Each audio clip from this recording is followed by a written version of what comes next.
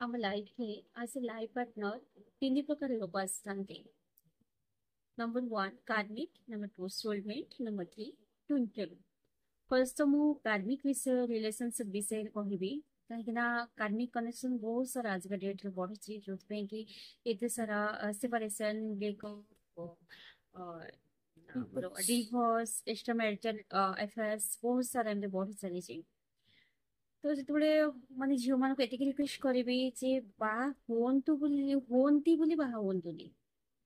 ଗୋଟେ ପାର୍ଟନର ଏମିତି ମାନେ ବାଛନ୍ତୁ, ସୋଲମେଟ ବାଛନ୍ତୁ। या ଟୁଇନ୍ ଫ୍ଲେମ୍ ତ ବହୁତ ରେୟାର, ସେମାନେ ଯୋଉମାନେ ସେତିକି ଲକି ଥିବେ ସେମାନଙ୍କୁ ହିଁ ମିଳେ।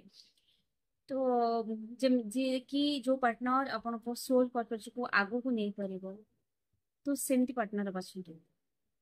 ଯଦି ଫାର୍ଷ୍ଟ ତ କାର୍ମିକ କଥା କହିବି, କାର୍ମିକ ଯିଏ ଡିଲ୍ କରୁଛନ୍ତି, କାର୍ମିକର ସିମ୍ପଟମ ହଉଛି ଆପଣ ସେ ପାର୍ଟନରକୁ ଯାହା ଯେତେ କରନ୍ତୁ, ଯେତେ ଏଫର୍ଟସ ଲଗାନ୍ତୁ ରିଲେସନସିପରେ, ଯେତେ ଏନର୍ଜି ଦିଅନ୍ତୁ, ଯେତେ ବି କେୟାର କରନ୍ତୁ, ଯାହା ବି କରିଦିଅନ୍ତୁ, ସେ ଟ୍ରିଗର କରିବା ହିଁ କରିବ।